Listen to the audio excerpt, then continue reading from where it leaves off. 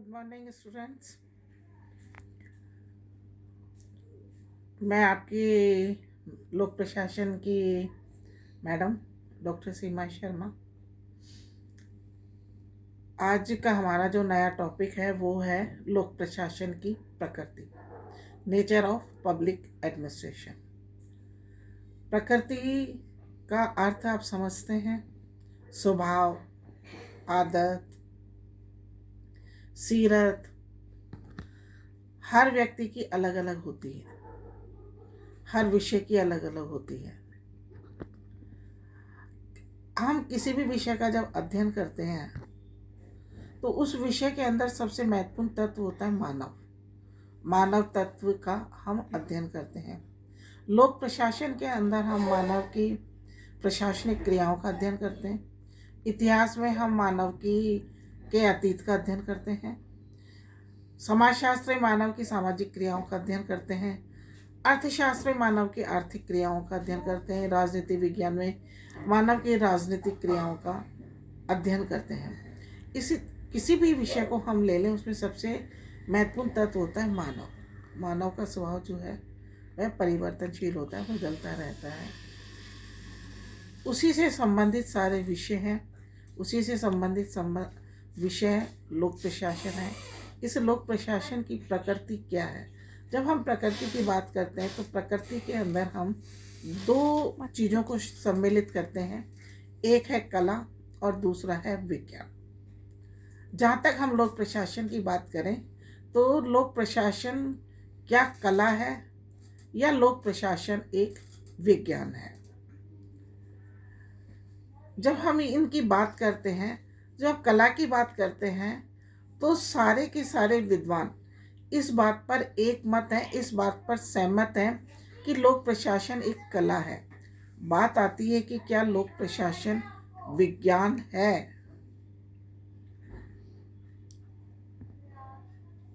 जब हम इसका अध्ययन करेंगे और जब हम इसको निष्कर्ष पर पहुंचेंगे तभी हम पता कर पाएंगे कि क्या वास्तव में लोक प्रशासन विज्ञान है या नहीं है।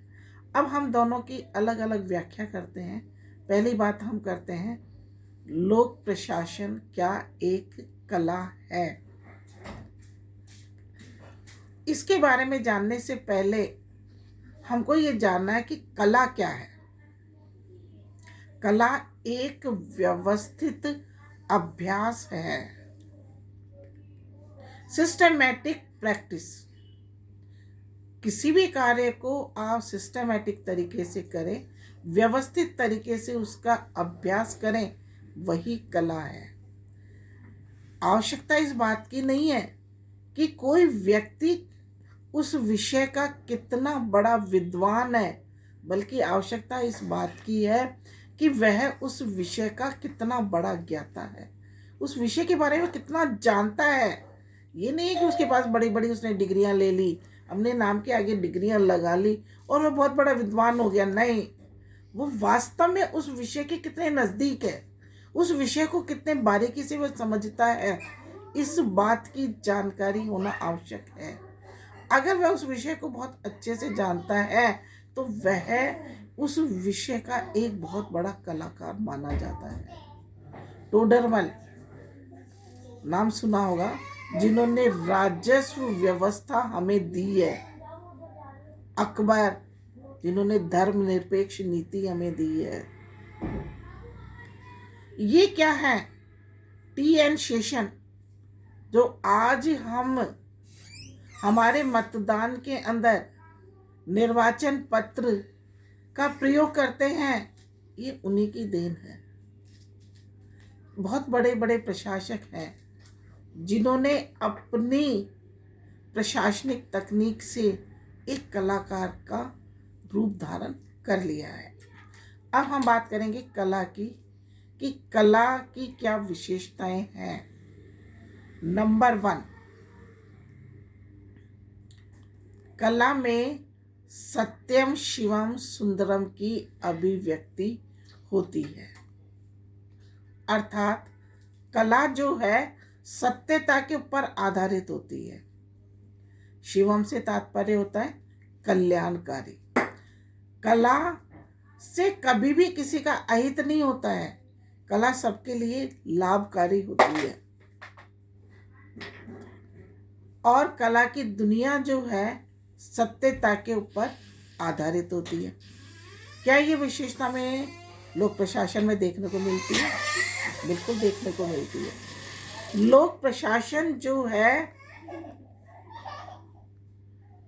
सत्यता के ऊपर आधारित होता है। वास्तव में लोगों की क्या आवश्यकता है, उन आवश्यकताओं की पूर्ति लोक प्रशासन के द्वारा की जाती है। लोक प्रशासन के अर्थ में हमने देखा है एक व्यक्ति का दूसरे व्यक्ति के हित की दृष्टि से कार्य करना, अर्थात लोक प्रशासन में लोगों की भलाई के लिए कार्य किया जाता है और लोक प्रशासन की जो तकनीक है वह उसे एक अलग सौंदर्य प्रदान करती है। प्रशासन के चाहे कितने भी नियम नीति बना दिए जाएं, लेकिन कुछ प्रशासक होते हैं जो उसको बहुत अच्छे तरीके से क्रियान्वित करके उसको सौंदर्य प्रदान करने का कार्य करते हैं। कला एक व्यक्तिक और एक अनूठा अनुभव है। कला जो है इसका तात्पर्य क्या है? कला जन्मजात होती है। व्यक्तिगत से तात्पर्य जन्मजात होती है, बाय बर्थ। हम ये देखते हैं कि कई लोगों को एक साथ डांस सिखाया जाता है, लेकिन उनमें से कोई एक व्यक्ति जो है उसके डांस करने की तकनीक एकदम अलग होती है। एक साथ सबको पेंटिंग सिखाई जाती है, लेकिन एक व्यक्ति उनमें से बहुत अच्छी पेंटिंग बनाता है। कई बार हम देखते हैं कि जो छोटे बच्चे होते हैं वो उनकी रुचि अलग होती है, किसी की डांस में, किसी की मैथ्स में, किसी की गणित, किसी की ड्राइंग के अंदर अलग अलग रुचियाँ होती हैं। वो बाई बर्थ होती है, जन्म से होती है। अर्थात कलाकार पैदा नहीं किए जाते हैं बल्कि पैदा होते हैं और व्यक्तिगत होती है। और जब कला की प्रशंसा होती है, उसको तारीफ मिलती है, तो उस कलाकार को एक अजीब सी खुशी, एक अजीब सी अनुभूति का एहसास होता है। इसी तरीके से प्रशासन जो है वो भी व्यक्तिगत होता है। व्यक्तिगत से तात्पर्य कलाकार जन्मजात होते हैं, प्रशासक भी। प्रशासन की चाहे कितनी भी अच्छी नीतियां नियम बना दिए जाएं, लेकिन कुछ प्रशासक ऐसे होते हैं जो दूसरों की तुलना में अधिक अच्छा कार्य करते हैं, उन नीतियों कार्यक्रमों को अधिक अच्छे प्रकार से क्रियान्वित करते हैं। कला का अपना एक माध्यम होता है, एक माध्यम के द्वारा, जैसे रंगमंच के ऊपर नाटक प्रस्तुत किए जाते हैं, नृत्य प्रस्तुत किए जाते हैं, सिनेमाओं के अंदर चलचित्र प्रस्तुत किए जाते हैं। एक माध्यम होता है, कला का अपना एक रूप होता है, एक रंग होता है। उनके द्वारा उनको चित्रकारों को अपनी चित्रकला का प्रदर्शनी के माध्यम से प्रदर्शन किया जाता है। ऐसे ही प्रशासन का एक माध्यम होता है, वो माध्यम जनता होती है। प्रशासन नियम नीति किसके लिए बनाते हैं? जनता के लिए बनाते हैं और उनको जनता के ऊपर ही लागू कर दिया जाता है। ये सारी की सारी विशेषताएं हमें लोक प्रशासन में देखने को मिल रही है। तो हम ये कह सकते हैं कि निश्चित रूप से लोक प्रशासन एक कला है, लेकिन क्या लोक प्रशासन एक विज्ञान भी है? क्यों? क्योंकि लोक प्रशासन के अंदर तो हम व्यक्ति का अध्ययन कर रहे हैं। इसमें महत्व किसका है? व्यक्ति का है। जबकि विज्ञान में महत्व व्यक्ति का नहीं होता। विज्ञान के अंदर तो प्रकृति होती है, विज्ञान के में शाश्वत सत्य होता है, सार्वकालिक होता है विज्ञान। जब हम विज्ञान की विशेषताएं देखें, विज्ञान के अंदर क्या है?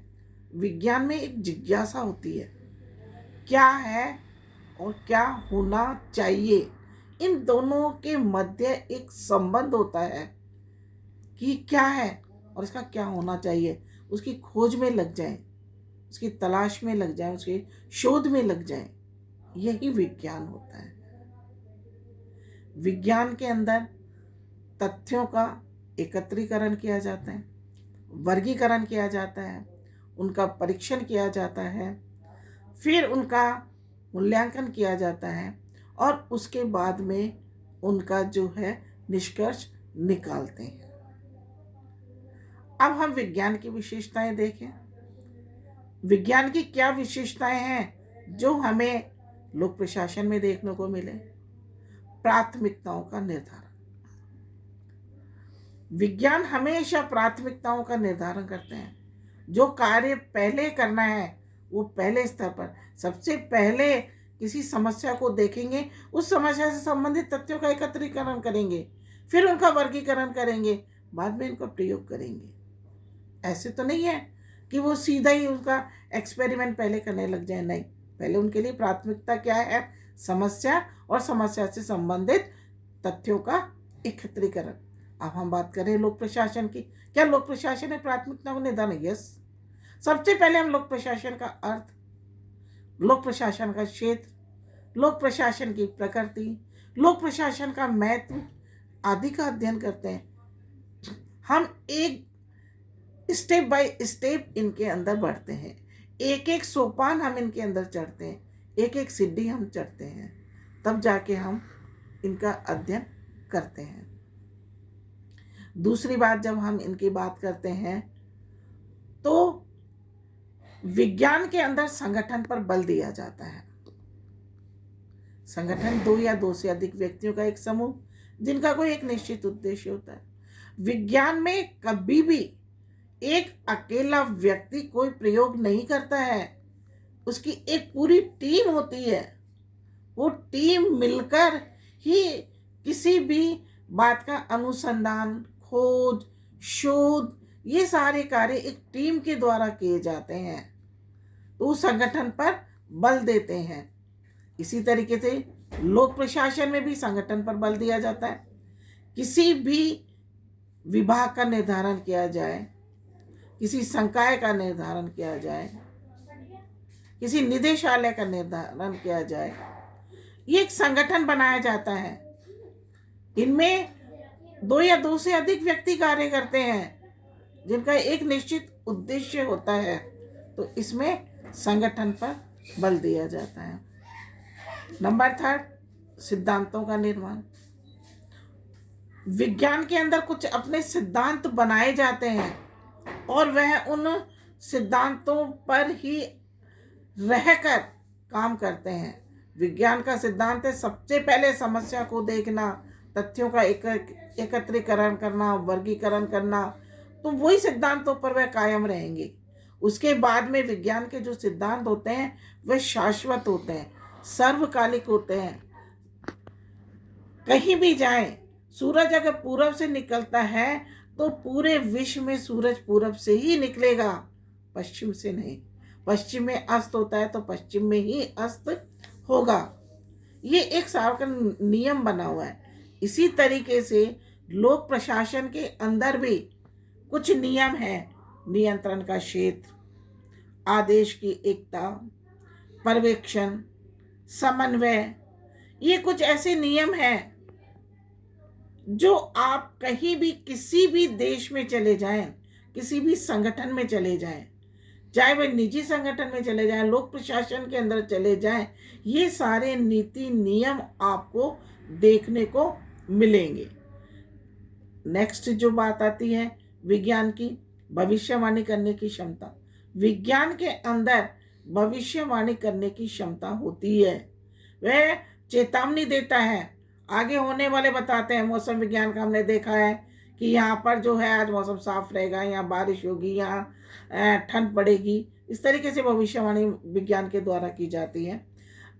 अब बात करेंगे लोक प्रशासन। लोक प्रशासन भी भविष्यवाणी करने की, क्योंकि उसे पता है ये बाढ़ग्रस्त क्षेत्र है, वो पहले से बाढ़ से बचने की तैयारी करता है।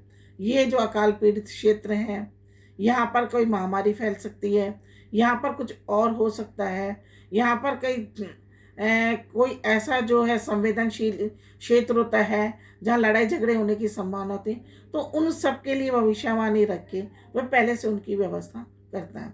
इस आधार पर हम देखकर कहते हैं कि लोक प्रशासन जो है एक विज्ञान है, विज्ञान के नियम और इनमें आते हैं। लेकिन बात आती है कि विज्ञान के अंदर तो हम पूरी प्रकृति का अध्ययन करते हैं और लोक प्रशासन में हम व्यक्ति का अध्ययन करते हैं, व्यक्ति की प्रशासनिक क्रियाओं का अध्ययन करते हैं, व्यक्ति की समस्याओं का अध्ययन करते हैं।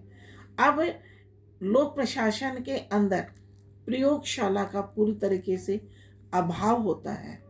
तो हम जो है लोक प्रशासन जो है इसके बारे में कई विज्ञान ने ही कह दिया, हम आज विज्ञान है,